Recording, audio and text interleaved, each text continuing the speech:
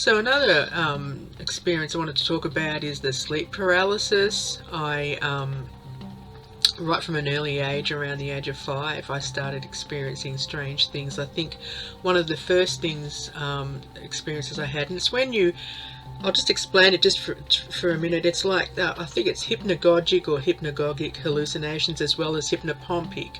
When I was going into sleep or when I was coming out, I would be hallucinating, which is technically just dreaming with your eyes open. And what would happen was, it would start off with a strange scene where this, funny dream was happening, but then all of a sudden I would start waking up.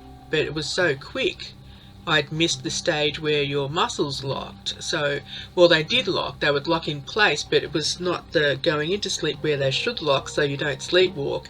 It was when I was coming out of sleep. So what happens is, you're coming out of sleep, you're still dreaming, but your body locks, and then your eyes open up and you can see the dream. But you think that you're under psychic attack. And the first time it happened to me, in the dream, there was this strange rubber man. Actually, no, I talked about it before. It was the astronaut. So I was living with my father and my Nana and Pa at the time, and I'd seen the room went all white, and then I felt like I was on my side and people were waving my blankets on me, but when I looked, there was no one doing it. It was just waves coming over me, and I didn't know what was happening.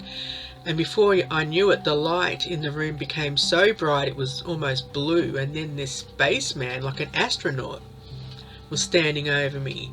And then he was the one holding the blankets and wafting them up and down, and it just freaked me out. And apparently in that same room, when my father and his twin brother were sleeping in there as babies in their cots, they, toddlers, they would talk about the white milkman who would come to visit them at night. That was the same room that I stayed in years later after my mum had me. But and my grandfather, my dad and his twin brother's father, when he was a kid, he had also seen what he thought was a ghost around that age that would come and visit him. So that's really interesting. So I don't know if that's just the synapses misfiring, or if it's just maybe there was a visitation, I'm not sure.